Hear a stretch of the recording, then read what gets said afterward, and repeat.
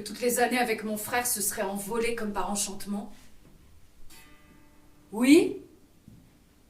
Comme si le monde s'était écrasé sur lui. Comme une enquête, on va essayer de comprendre ce qui s'est passé, ce qui est arrivé à ce frère, ce qui est arrivé à cette sœur, pourquoi elle est partie pendant 10 ans.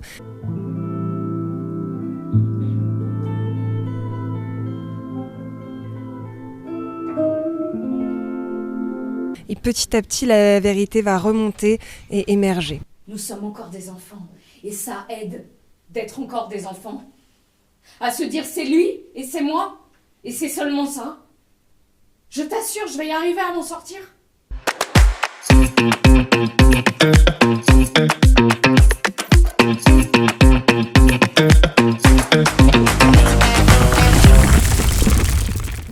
C'est pour ça que tu es parti.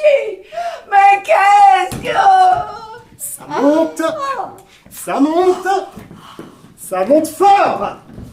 Il s'accroche. Ça va péter.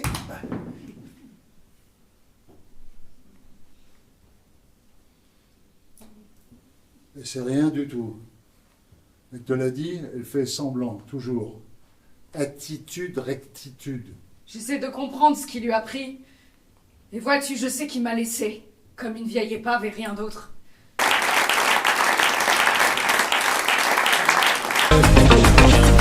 J'ai beaucoup apprécié un beau jeu d'acteur et une histoire surprenante finalement avec un suspense qui m'a accompagné tout au long du spectacle, donc j'ai trouvé ça très bien, et des bons acteurs. C'était juste grandiose, vraiment parfait avec les jeux de lumière, c'était vraiment incroyable, j'ai adoré. J'ai adoré ce spectacle, j'ai trouvé ça très fin, très bien joué. Ceux qui jouent les parents, c'était mes 2 professeurs de théâtre, donc c'était vraiment une masterpiece, juste en live. Ça m'a vraiment fait plaisir de les revoir jouer. Je trouve la mise en scène vraiment très, très fine, la scénographie est vraiment super. C'est très simple et en même temps on voit cet appartement. Je vous conseille fortement d'aller voir cette pièce. Moi, le travail m'a jamais envoyé nulle part. Le journal, si tu préfères. Enfin, c'est pas un choix véritable. Et là, elle ment. Il faut le savoir, sinon ça change tout le cours de sa venue. On peut toujours faire autrement. D'ailleurs, elle se le demande là tout de suite en même temps qu'elle prononce cette phrase. Le journal. Le journal? Quel journal? Mon journal. Enfin, façon de dire, quoi. Comme on dirait, c'est là que je travaille. Ton journal?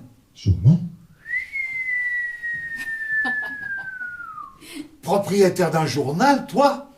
Mais quel journal? Bonjour, je suis Heidi Eva Clavier, metteuse en scène du spectacle. Bonjour, je suis François Clavier, je joue le rôle du père.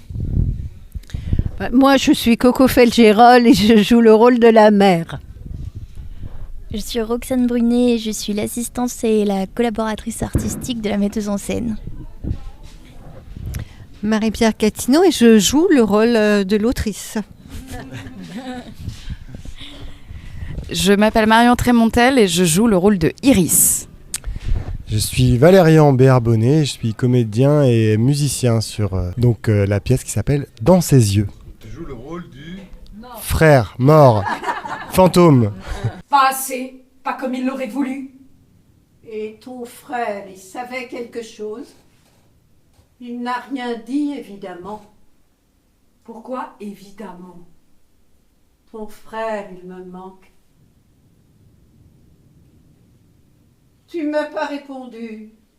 Tu es bien journaliste. Tu écris, non? Et nous, on savait rien. Mais pourquoi tu dis ça? J'ai pas envie de me casser la tête. On est 10 ans après un événement et une jeune fille revient dans sa famille, chez ses parents, et s'est présentée, tout cela nous est introduit par le fantôme de son frère. Et petit à petit, comme une enquête, on va essayer de comprendre ce qui s'est passé, ce qui est arrivé à ce frère, ce qui est arrivé à cette sœur, pourquoi elle est partie pendant 10 ans. Et petit à petit, la vérité va remonter et émerger.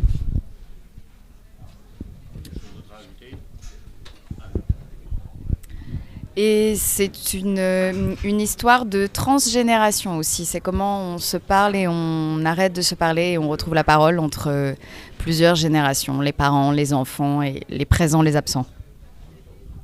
Et Marie-Pierre, t'as pas des... Marie-Pierre.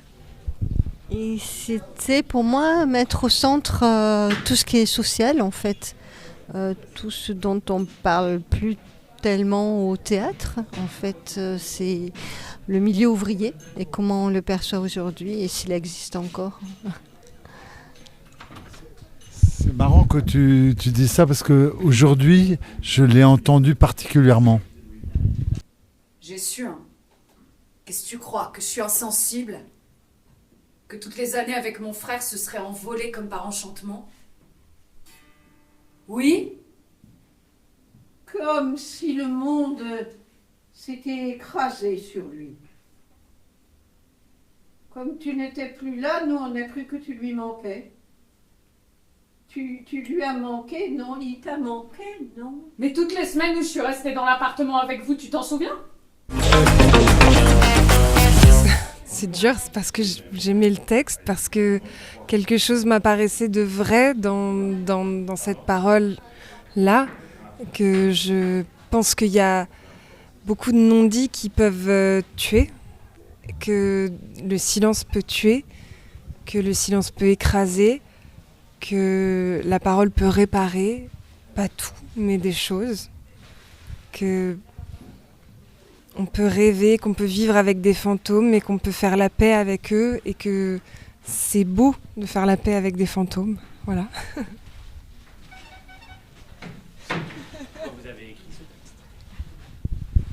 Alors pourquoi j'ai écrit ce texte?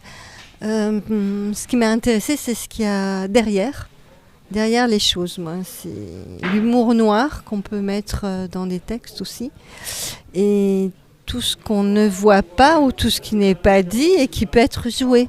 Moi, c'est ça qui m'intéresse, voilà, dans l'écriture. C'est tout ce qui échappe aussi, peut-être, et tout ce qu'on peut retrouver. Coco dit toujours que c'est un peu compliqué, mes textes, parce qu'en fait... Apprendre parce que je suis vieille. Non, pas ça, mais parce que je me répète. Mais je me répète autrement, en fait, en distribuant la parole... la même réplique parfois à plusieurs personnages, mais comment on ressent ça en fait, comment on distribue la parole à chacun dans un spectacle. Pourquoi avez-vous accepté de jouer ce spectacle? Parce que Marie-Pierre parle de la mémoire traumatique d'une manière éclatée, fragmentée, et que c'est une écriture par bribes.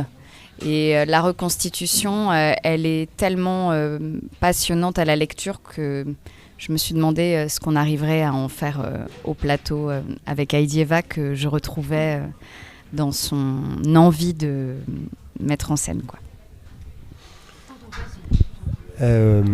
Moi, j'ai accepté de jouer dans ce spectacle. Déjà parce que c'est une équipe pour l'argent d'abord, parce que c'est une équipe formidable et un texte formidable dans tout ce qu'il y a effectivement de non-dit, et c'est très excitant comme structure, parce que donc on est pris dans une espèce de spirale, c'est construit comme une enquête, et on sait qu'on va vers un dénouement, mais on ne sait pas par où ça va arriver, donc on est dans quelque chose d'un peu étrange, un peu à la David Lynch. Et en fait, dès le début du travail, il y a eu quelque chose de passionnant dans tout ce qu'on avait à inventer entre les lignes. Et à jouer, contre-jouer, ce qui ne se dit pas. Moi, dans le rôle du fantôme, qui dit des choses justement que les personnages n'arrivent pas à dire parfois. Donc voilà, il y a quelque chose de passionnant dans ce travail très contemporain, et dans un jeu qui n'est pas habituel. Voilà, c'était très riche.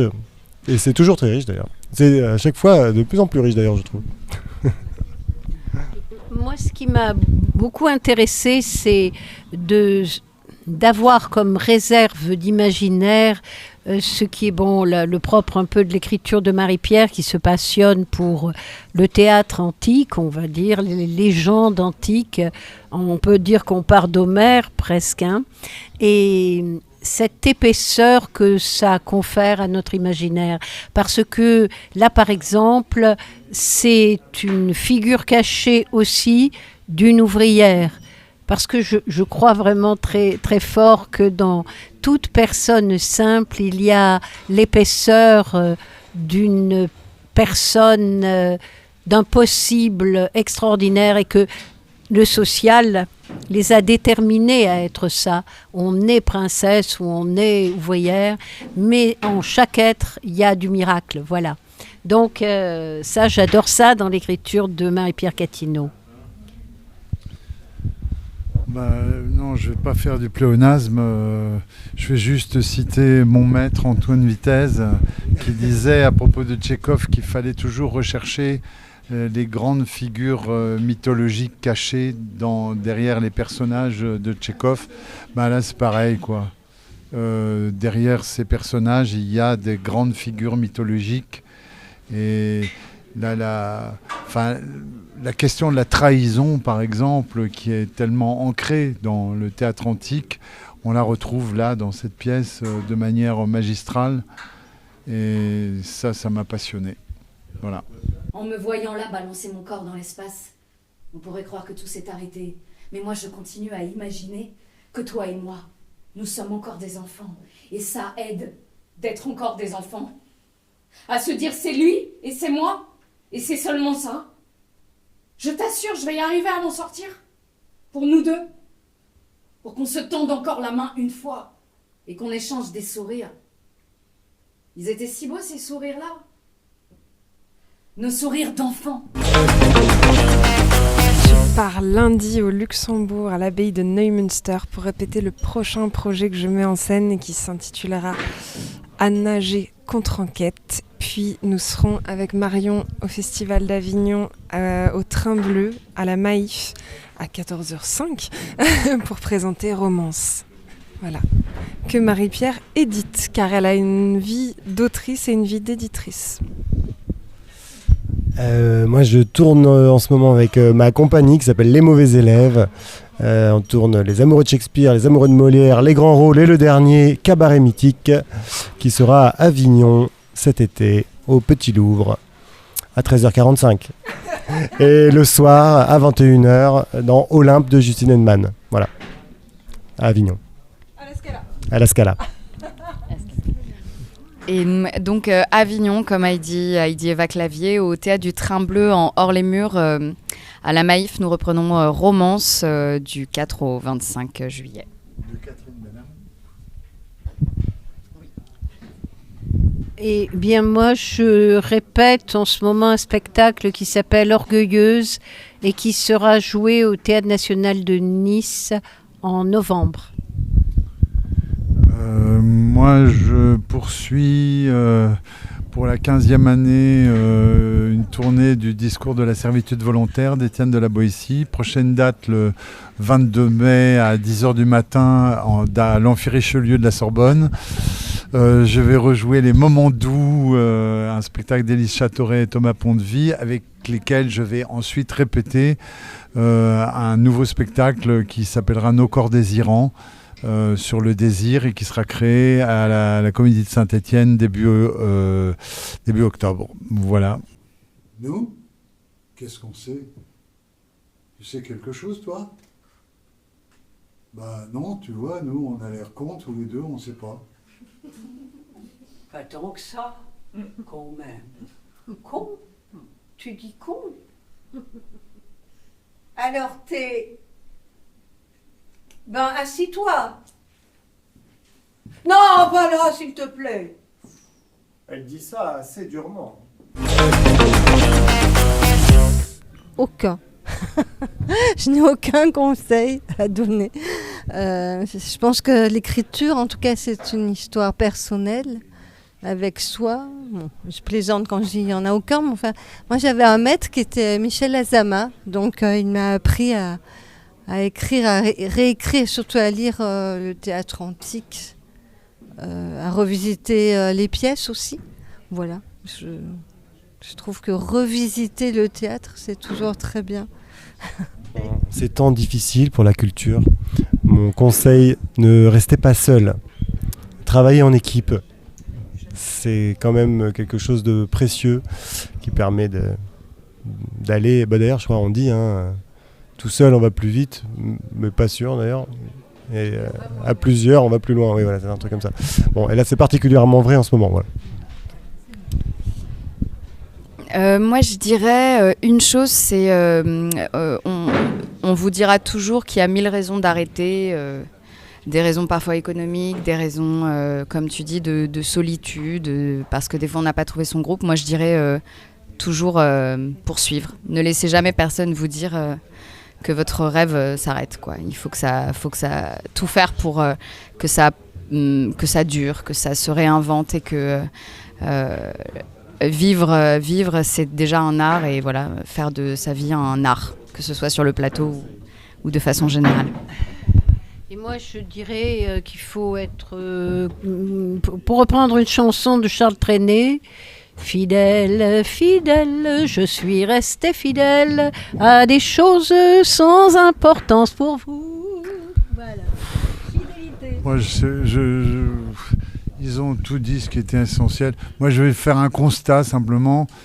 Si on veut faire du théâtre, il faut travailler trop. Parce que soit on travaille trop, soit on ne travaille pas. Voilà. Donc il faut se préparer à travailler trop. C'est un conseil pour faire du théâtre ? Aimer ça. Faut vraiment aimer ça, mais parce que ça le rend bien. Vraiment, c'est... Je pense qu'il faut pas le faire comme si on avait 10 idées dans la tête, parce que ça, vraiment, c'est beaucoup de travail, mais quand on aime ça, c'est trop bien de se lever le matin.